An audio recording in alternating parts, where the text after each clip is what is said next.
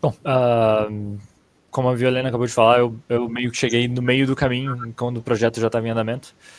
Desde o começo já participando, recebendo apoio da Aliança Francesa, mas também da Polton, participando das reuniões de alinhamento para tomada de decisões futuras do projeto, também com as reuniões semanais com a própria Juliana aqui, que estava me orientando, apresentando a ferramenta, como é que tudo funcionava. Eu lembro que na época ela já estava trabalhando num vídeo bem mais complexo. Eu acho que é aquele primeiro que a gente viu, que tinha vários personagens, falas bem longas, uns 3 cenários diferentes. E daí eu tava lá com o meu videozinho mais simplesinho, deles apresentando material militar um pro outro. Mas foi um processo bastante interessante porque eu consegui, lentamente, no meu próprio ritmo, explorando a ferramenta, descobrindo coisas novas, ao mesmo tempo que eu podia testemunhar o que a Juliana estava fazendo e dava para ver até onde dava para chegar. Então, nesse sentido, foi um equilíbrio bastante interessante desse processo inicial. Eu não sei se você quer compartilhar um pouquinho desse processo também, Juliana. Sim, a gente, como o João falou, né? Quando ele entrou, a gente já estava meio que na metade do caminho, assim. E no início, a gente demorou um pouco mais para conseguir começar né, dar vazão aos vídeos, porque a gente teve que fazer tudo isso que a Violene trouxe também, né? A gente tinha que checar as vozes, a gente tinha que fazer um estudo dos personagens, validar tudo isso, ver se estava de acordo, porque, né, a gente aqui do Brasil não tinha essa noção de avaliar se uma fala em francês estava correta, né? Ainda mais pensando que isso é para um curso, então a pessoa tem que ter um entendimento de fato, né? Mas aí depois, né, num primeiro momento, a gente teve essa escolha dos cenários e tal, e aí quando a gente começou a andar e caminhar, consequentemente, para scripts que eram um pouco mais complicados, né?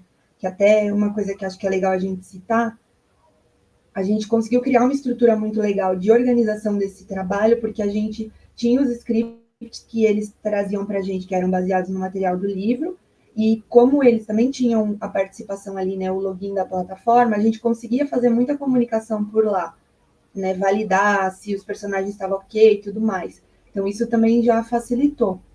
E aí, quando o João entrou e, né, chegou para mim essa função, entre aspas, de olha, além da gente fazer, a gente precisa tornar ele autônomo para produzir também, a ideia foi que a gente dividiu esse processo em dois, que eu fui pedindo para ele olhar o que já estava pronto e tentar recriar algumas coisas que eram mais simples, ao mesmo tempo que eu passava para ele o que a gente estava produzindo. Porque como é um contexto militar que não é uma coisa tão fácil de encontrar, né, os elementos e tudo mais. Então a gente teve que fazer um trabalho de pesquisar algumas coisas fora, de trazer alguns elementos que eram mais específicos, fazer algumas, entre aspas, gambiarras ali, porque tinha coisa que a gente não tinha e a gente precisava criar.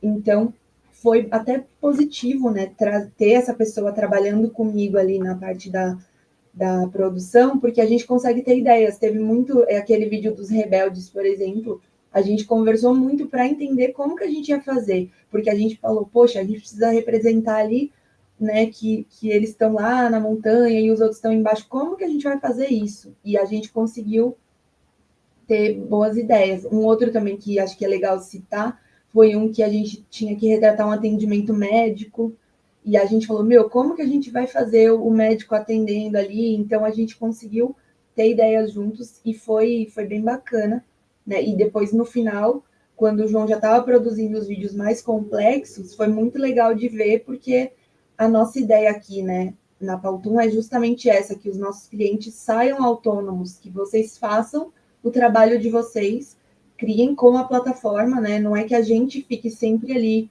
né, fazendo, entre aspas. A ideia é que vocês criem. Então, acho que nesse caso a gente conseguiu ir muito bem em relação a isso.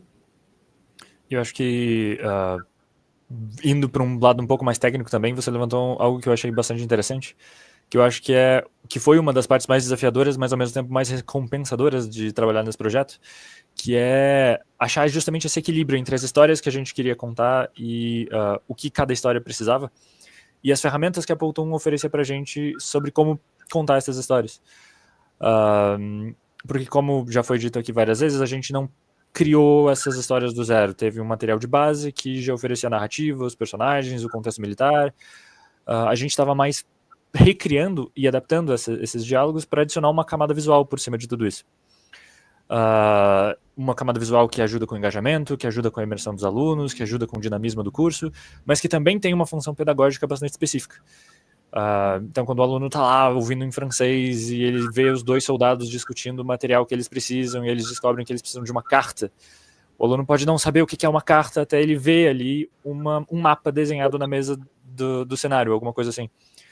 Então, esse contexto visual extralinguístico ajuda o aluno a entender o que está acontecendo e a criar essas associações que vão ser depois trabalhadas nos exercícios posteriores. Mas isso acaba gerando essa necessidade, como a Violene já mencionou, de fazer algo que seja bem fidedigno, que seja o mais próximo da realidade possível. E daí, a cada novo elemento, a cada novo cenário, a cada novo vídeo, a gente tem essencialmente um quebra-cabeça novo com o qual trabalhar. Então, quando a gente está trabalhando com um contexto militar ali de soldados em missões de paz da ONU, por exemplo, a gente precisa de personagens com esse uniforme militar camuflado e um capacete azul da ONU, especificamente. E como é que a gente faz isso dentro da plataforma? Bom, o criador de personagem da Powtoon já tem o uniforme camuflado militar, mas o capacete da ONU, de um tom de azul bastante específico, é algo muito específico e não parece razoável esperar que isso esteja dentro da plataforma. Então, como que a gente faz? Tem esse capacete de ciclista, que é parecido o suficiente.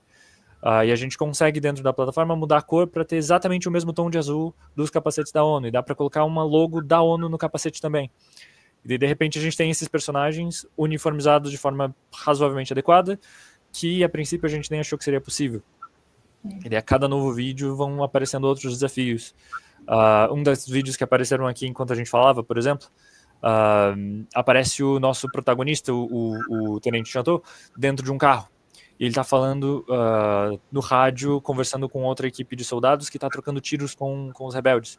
E ele está andando nesse carro, em alta velocidade na estrada, e a gente já tinha todos os materiais, a gente já tinha a imagem do carro, a gente tinha os personagens, as animações dele falando no rádio, mas precisava passar essa ideia de movimento, porque senão ele está estático, parado, sem fazer nada. E parece um problema bastante complexo, mas a solução acaba sendo relativamente simples. Tipo, um elemento de uma árvore num canto passando de um movimento do ponto A para o ponto B, indo para trás, diminuindo de tamanho à medida que se afasta. Umas montanhas do fundo diminuindo mais lentamente de tamanho. E a gente tem essa ilusão de movimento, que dá essa impressão de que ele está avançando em velocidade, com pressa para chegar até os companheiros dele. Que é o que a gente está vendo aqui nesse vídeo. E esse é só um dos exemplos. São ferramentas relativamente simples de usar que eu aprendi lá nos meus primeiros dias do Powtoon, mas com um pouquinho de criatividade aparece. Tinha outro vídeo também, que eu não sei se você consegue pôr, em que a gente tinha uma missão noturna, que a gente tinha dois tenentes, os nossos dois tenentes protagonistas estavam liderando uma missão de resgate em um outro acampamento militar para resgatar agentes humanitários ou alguma coisa assim. E a gente já tinha todos os elementos, as montanhas de fundo, as barracas, estava tudo lá. E a gente já tinha, como a gente tinha usado em vídeos anteriores. Mas agora essa missão acontece de noite. E esses elementos todos têm cores bastante vibrantes e coloridas para representar o dia. E agora a gente, de repente, precisa dar um jeito de fazer uma correção de cores em todos os elementos de uma vez, de forma uniforme, para passar essa impressão de que eles estão de noite, de fato.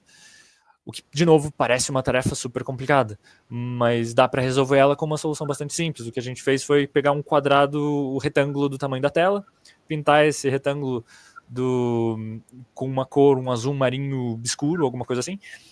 A gente deixou ele semi-transparente e colocou por cima de todos os elementos da tela. E de repente, não importa se é a montanha, se é a barraca, se são as árvores ou os próprios personagens, todos eles estão escurecidos, como se eles estivessem de noite. E aquela vibrância e saturação das cores do dia viraram essa penumbra noturna.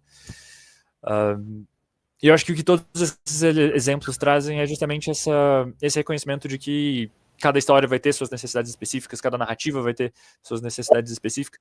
E às vezes elas parecem impossíveis, elas parecem complicadas demais, mas com um pouquinho de maestria sobre as ferramentas mais elementares da ferramenta, com um pouquinho de criatividade, a gente consegue inventar soluções para contar as histórias que a gente precisa contar.